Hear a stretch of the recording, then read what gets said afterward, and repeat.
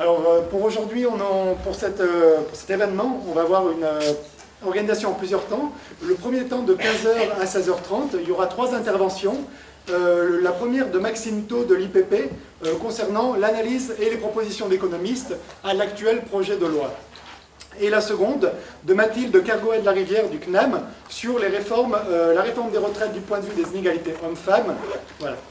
Mathilde va aussi, sur la question, en plus de sa présentation, sortir un 4 pages du Centre d'études emploi et travail intitulé « Un système de retraite universel, point d'interrogation, les inégalités de travail et la retraite ».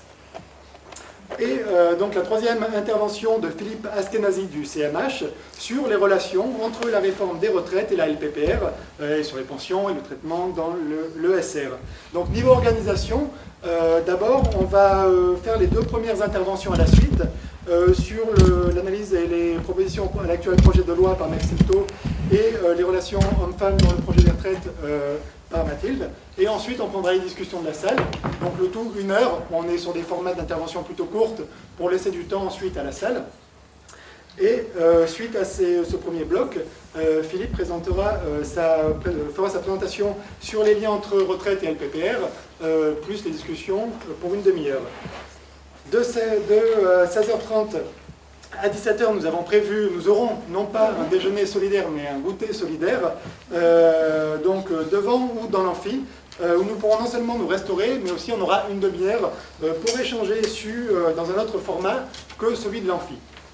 Et enfin, 3e temps, sera consacré à une intervention du comité de mobilisation de l'INSEE, intitulée « Financer les retraites, c'est possible », sans point d'interrogation.